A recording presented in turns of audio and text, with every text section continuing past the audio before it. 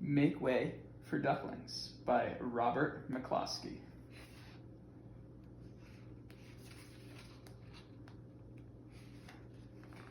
Mr. and Mrs. Mallard were looking for a place to live. But every time Mr. Mallard saw what looked like a nice place, Mrs. Mallard said it was no good. There were sure to be foxes in the woods or turtles in the water, and she was not going to raise a family where there might be foxes or turtles. So they flew on and on. There they go. When they got to Boston, they felt too tired to fly any further. There was a nice pond in the public garden with a little island on it. The very place to spend the night, quacked Mr. Mallard. So down they flapped. See the island? Next morning, they fished for their breakfast in the mud at the bottom of the pond, but they didn't find much. Just as they were getting ready to start on their way, a strange, enormous bird came by. It was pushing a boat full of people, and there was a man sitting on its back. "Good morning," quacked Mr. Mallard, being polite. The big bird was too proud to answer, but the people on the boat threw peanuts into the water, so the Mallards followed them all around the pond and got another breakfast, better than the first. "I like this place," said Mrs. Mallard as they climbed out on the bank and waddled along. "Why don't we build a nest and raise our ducklings right in this pond? There are no foxes and no turtles, and the people feed us peanuts. What could be better?" "Good," said Mr. Mallard, delighted that at last Mrs. Mallard had found a place that suited her. "But..." "Look out!" squawked Mrs. Mallard all of a dither. "You'll get run over." And when she got her breath, she added, "This is no place for babies, with all those horrid things rushing about. We'll have to look somewhere else."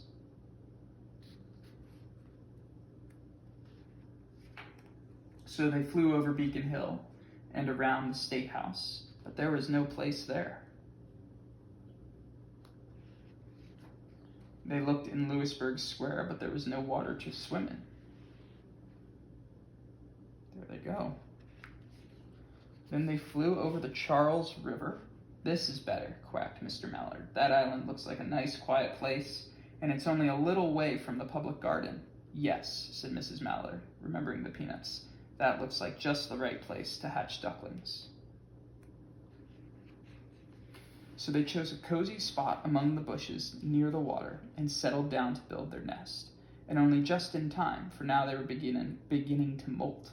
All their old wing feathers started to drop out, and they would not be able to fly again until the new ones grew in. But of course they could swim, and one day they swam over to the park on the riverbank, and there they met a policeman called Michael. Michael fed them peanuts, and after that, the Mallards called on Michael every day.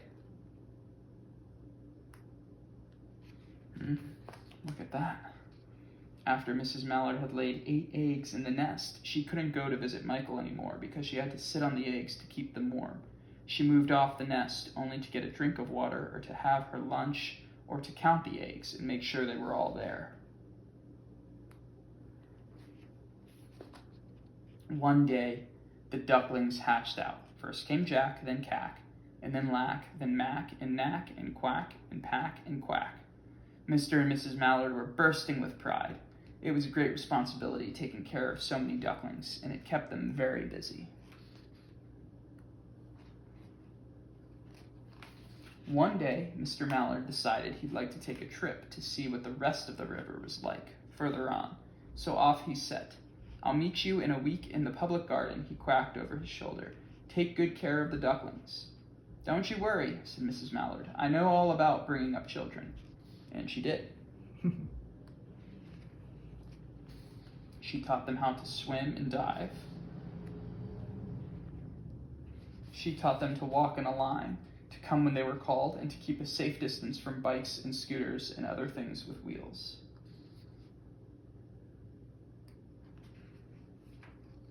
When at last she felt perfectly satisfied with them, she said one morning, "Come along, children, follow me." Before you could wink an eyelash, Jack, Cack, Lack, Mack, Knack, Ack, Pack, and Quack fell into line just as they had been taught. Mrs. Mallard led the way into the water, and they swam behind her to the opposite bank. They waded ashore and waddled along till they came to the highway. Mrs. Mallard stepped out to cross the road. Honk, honk, went the horns on the speeding cars. Quack, went Mrs. Mallard as she tumbled back again. Quack, quack, quack, quack, went Jack, Cack, Lack, Mack, Knack, Ack, Pack, and Quack, just as loud as their little quackers could quack. The cars kept speeding by and honking, and Mrs. Mallard and the Ducklings kept right on quack, quack, quacking. They made such a noise that Michael came running, waving his arms and blowing his whistle. Tweet! Tweet! He planted himself in the center of the road, raised one hand to stop the traffic, then beckoned with the other the way policemen do for Mrs. Mallard to cross over. Look at them go. As soon as Mrs. Mallard and the Ducklings were safe on the other side and on their way down Mount Vernon Street, Michael rushed back to his police booth.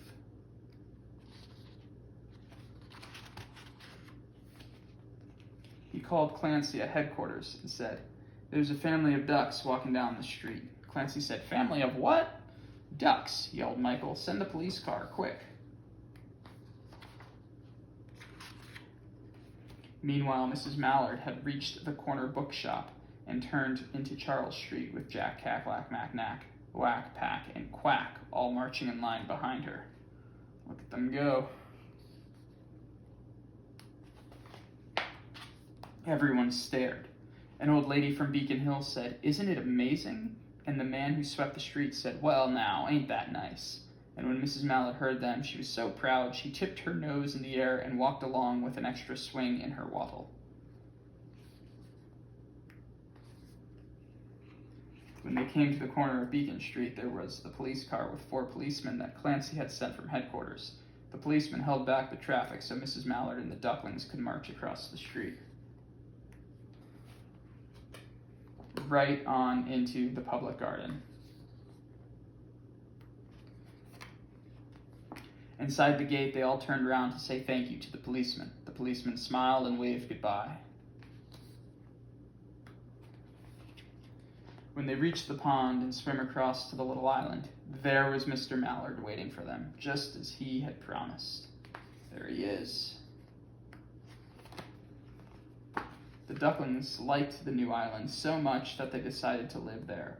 All day long they followed the swan boats and ate peanuts.